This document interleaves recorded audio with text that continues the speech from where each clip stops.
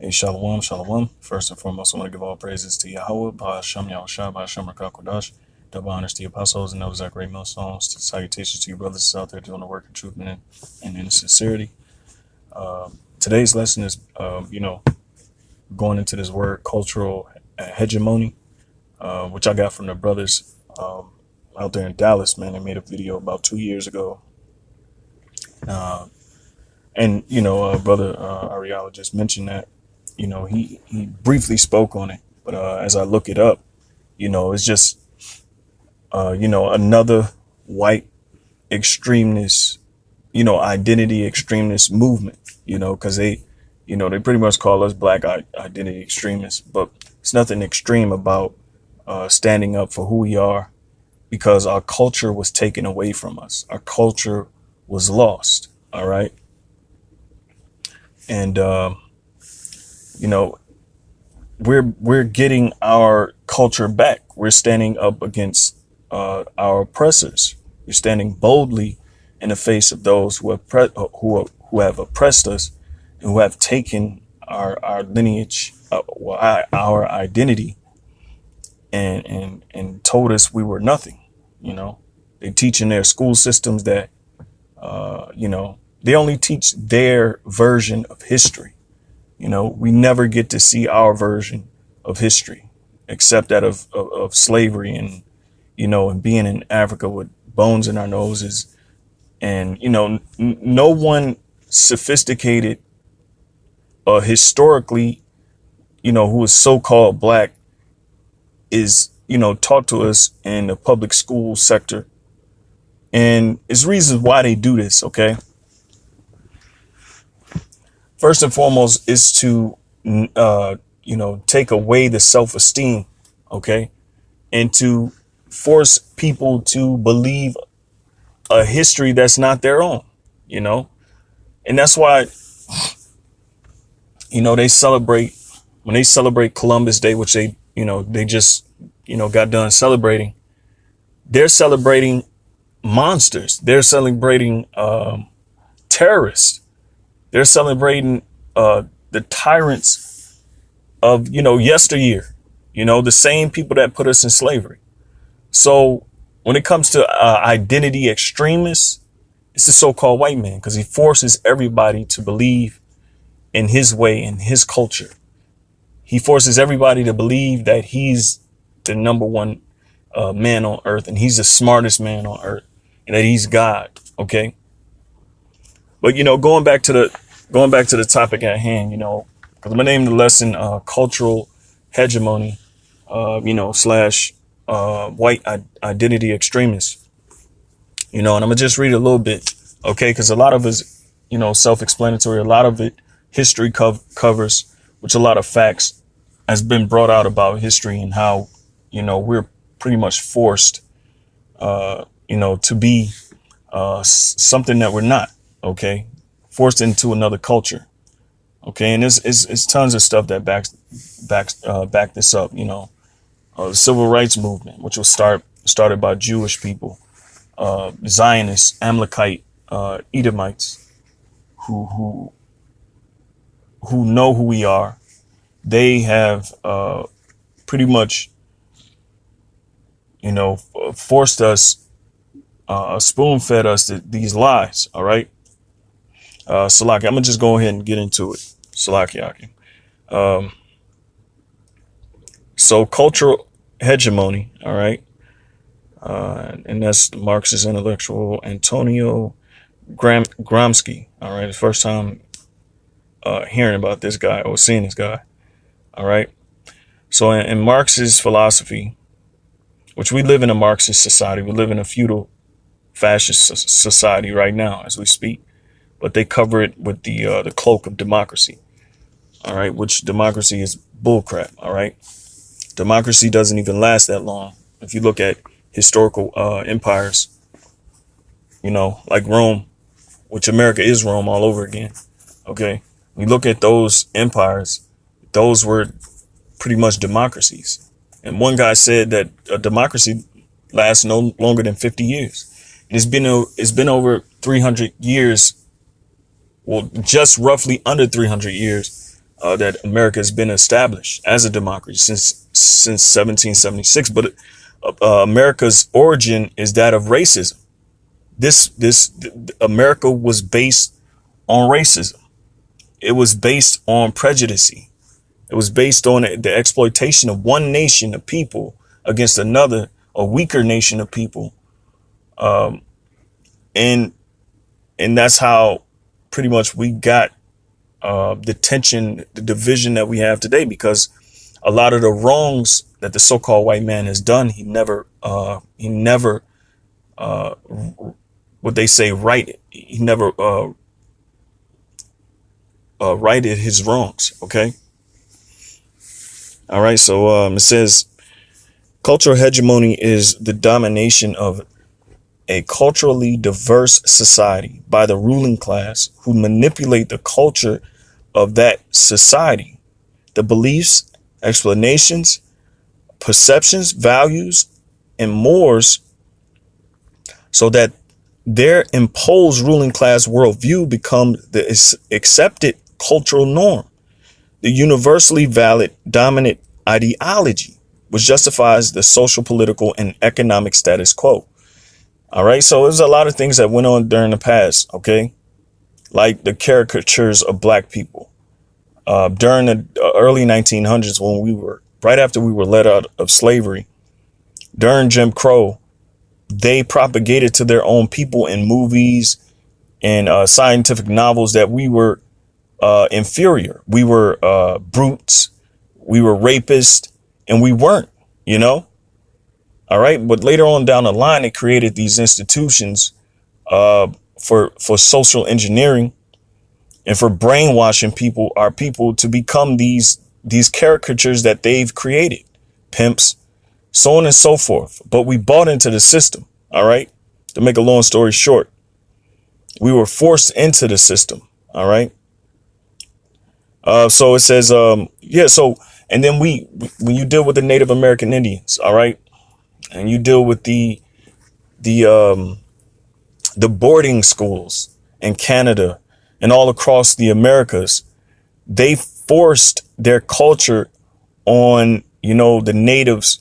They forced the culture on the so-called blacks. They killed off, as the older generations died off, the knowledge, the wisdom didn't pass from generation to generation because they cut it off. And we had to accept their way. So is that not, identity extremists, being an identity extremist, because identity, it denotes your nationality, it denotes your culture, whatever, your race, your heritage. And extreme, they basically pushed it on us. All right. They basically pushed their belief sets on us, man. All right. It says, let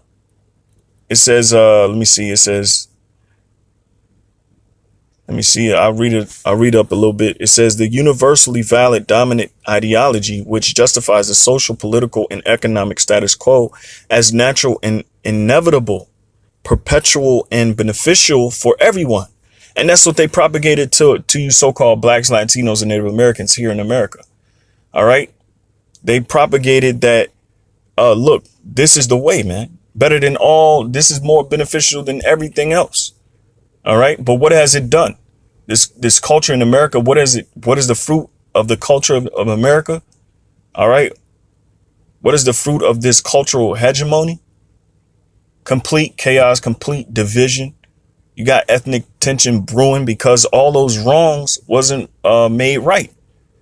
All right. They weren't recompensed for what they did. They didn't correct the wrongs that they have done. The so-called white men. All right. It says rather than as artificial social constructs that benefit only the ruling class. So they did it. They pushed a lot of propaganda towards our way to only benefit them. And it shows in their politics today. They tell people to vote, but you don't understand that you're voting for the ruling class. All right. Because they have the lobbyists and they have the corporations that pay the politicians to push laws for them. All right. OK. In philosophy and in sociology, The term cultural hegemony has denotations and connotations derived from the ancient Greek word hegemonia, indicating leadership and rule in politics. Hegemony is the geopolitical method of indirect imperial dominance with which the hegemon leader state rules subordinate states by the threat of intervention. All right. So is that not extreme? An implied means of power rather than by direct military force, that is invasion, occupation, and annexation. All right. But the so-called white man, he made insurrection. OK. First off, he made insurrection. All right. He put us on slave ships. They kidnapped us, put us on slave ship, brought us over here and sold us into slavery. All right. We were human cattle, basically, man. All right. And they treated us less than. All right. So is that not, and they forced us to accept their way. So is that not being an identity extremist? So who's the true identity extremist? The so-called white man. All right. Let me see if I can just pull a few precepts really quick. All right. Salakia.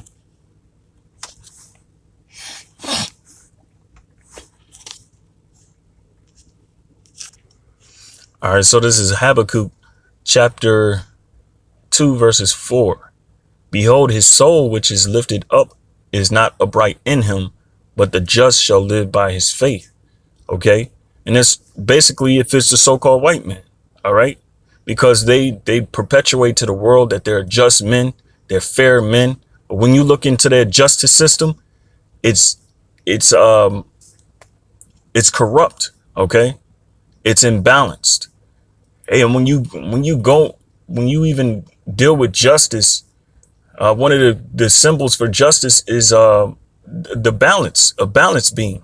OK.